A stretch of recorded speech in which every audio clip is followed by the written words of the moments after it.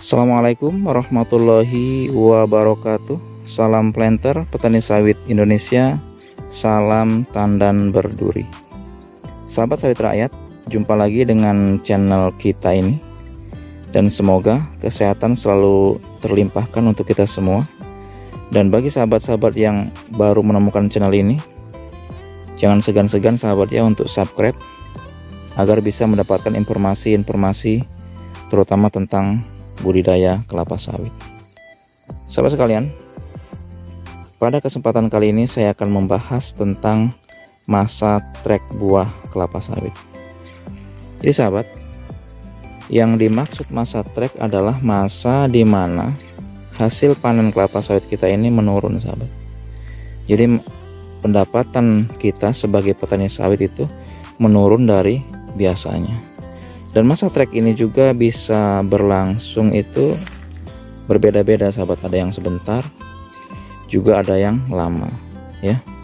Ada juga yang bisa dikatakan masa trek itu ya tidak begitu berbahaya bagi petani kalau petani itu bisa menanggulangi tahun-tahun sebelumnya sahabat. Karena masa trek ini ada disebabkan oleh beberapa faktor. Yang pertama disebabkan oleh kita sebagai pemilik kebun. Yang faktor yang kedua adalah disebabkan oleh memang pengaruh dari alam, seperti itu sahabat ya. Dan ini sahabat akan coba saya berbagi dengan sahabat dengan tujuan supaya tanaman sawit sahabat ini tidak terjadi trek yang panjang. Memang sahabat dalam 1 tahun ya, dalam 12 bulan itu tidak mungkin sawit kita berbuah itu terus banyak seperti itu sahabat. Ada di mana di masa-masa itu sawit kita memang buahnya berkurang, dan ketika berkurang ini sebisa mungkin tentu kita sebagai petani sawit kita menginginkan kalau memang pendapatan itu berkurang tidak drastis sahabat, karena kalau sampai drastis kurangnya itu akan mempengaruhi terhadap ekonomi keluarga kita, seperti itu sahabat ya. Dan langsung saja sahabat, saya akan membahas ya. Jadi masa trek itu yang disebabkan oleh kita sebagai manusia itu bisa dicek minimal 1 tahun kebelakangan perawatan kita ini. Jadi 1 tahun atau sekitar 1,5 tahun ke belakang bagaimana kita merawat kebun kita. Jadi perawatan itu meliputi pembersihan lahan sahabat ya, kemudian bagaimana pruningnya ya, pruning pelepah-pelepahnya seperti itu, juga bagaimana cara kita melakukan pemupukan. Ini sangat berkaitan dengan trek yang akan kita hadapi. Jadi sahabat sekalian ya, kalau sawit kita ini kita biarkan semak ya, kemudian pohon-pohonnya ini gondrong seperti itu, pelepah tidak di pruning ya sampai bertingkat-tingkat, kemudian tidak kita pupuk, itu otomatis dengan sendirinya akan terjadi trek. Bahkan trek itu bisa panjang sahabat kalau cara perlakuan kita seperti itu. Itu ya faktor yang disebabkan oleh kita sebagai pemilik kebun. Jadi masa trek itu karena kurangnya perawatan, seperti itu sahabat ya. Kemudian faktor pengaruh yang berikutnya, yang kedua penyebab masa trek ini sahabat, itu karena faktor cuaca.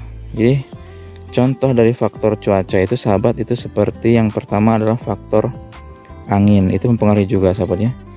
Jadi faktor angin kencang yang terus menerus itu biasanya menyebabkan kumbang penyerbuk ya, kumbang penyerbuk tanaman kelapa sawit kita, Elaedobius cameronicus, itu tidak bisa menghinggapi bunga-bunga betina seperti ini sahabat. Jadi itu yang menyebabkan akhirnya nanti pertumbuhan buah ini tidak maksimal ya sahabat ya, tidak maksimal, yang akhirnya akan contohnya seperti ini sahabat. Nah ini contohnya kan sahabat ya, karena tidak maksimal, ada bunganya, ada bunga jantan juga, ada yang jadi buah sedikit seperti itu sahabat ya. Itu karena penyerbukan yang tidak maksimal, seperti itu sahabat ya. Kemudian sahabat, faktor alam yang berikutnya adalah yang mempengaruhi masa trek itu juga bisa curah hujan yang terlampau tinggi dan terus menerus itu sahabat ya. Itu bisa juga mempengaruhi karena serbuk sari nanti akan menggumpal sahabat.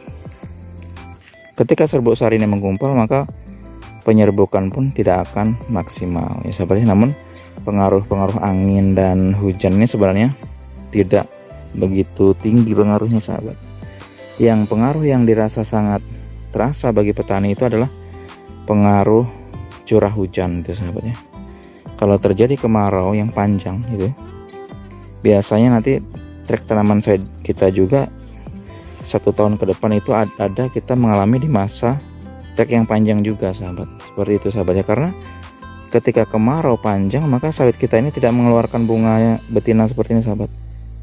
Namun yang keluar itu nanti justru banyaknya bunga-bunga jantan itu sahabat. Itu karena pengaruh kemarau yang panjang. Kenapa ini berpengaruh sahabat? Karena pohon kelapa sawit kita ini sahabat, ketika sudah memasuki masa produksi dan pohonnya sudah tinggi, itu menurut sebuah penelitian per hari itu membutuhkan air kurang lebih 90 liter air per batangnya seperti ini. Jadi kita bisa bayangkan ya, dengan kondisi harus membutuhkan air sebanyak itu, makanya ketika ketersediaan air itu berkurang, sawit kita tentu tidak mengeluarkan bunga betina, sekalipun ada itu sedikit sahabat, dan itu banyaknya adalah bunga jantan seperti itu sahabat ya. Itulah beberapa penyebab masa trek di tanaman kelapa sawit kita. Kemudian sahabat, bagaimana cara kita mengatasi agar tidak terjadi trek panjang ini sahabat? Jadi cara mengatasinya sahabat, yang pertama, kalau itu disebabkan dari kita pemilik kebun yang lengah terhadap perawatan, maka kita harus melakukan perawatan itu dengan sebaik mungkin. Jadi kita harus menyayangi tanaman kita ini. Jadi kita rawat dengan baik ya, kemudian di pruning, diterbas seperti sahabatnya, kemudian dipupuk dengan baik. Dan pupuk juga harus kita sesuaikan dengan dosis anjurannya juga. Kita harus betul-betul pupuk yang kita berikan ini adalah pupuk yang berkualitas itu sahabat ya. Jangan kita memberikan pupuk namun kita tergiur dengan harga yang murah, akhirnya kita terbeli pupuk yang tidak berkualitas seperti itu sahabat ya. Kemudian yang kedua sahabat, kalau itu dari faktor cuaca ya, faktor cuaca katakanlah panas, itu dapat kita tanggulangi sahabat di kebun kita ini. Apalagi kalau tanaman sawit sahabat ini di dataran yang tinggi atau berbukit, maka kita harus menciptakan kondisi lembab itu sahabat ya. Jadi yang dimaksud kondisi lembab itu salah satunya seperti ini sahabat, kita tidak melakukan pembersihan total selain di piringan seperti ini, selain di jalur pikul, itu tetap kita biarkan seperti itu sahabat ya, agar tetap lembab. Tujuannya di saat musim kemarau nanti ketersediaan air itu masih bisa tersedia sahabat, karena memang di bawah-bawah seperti itu masih lembab.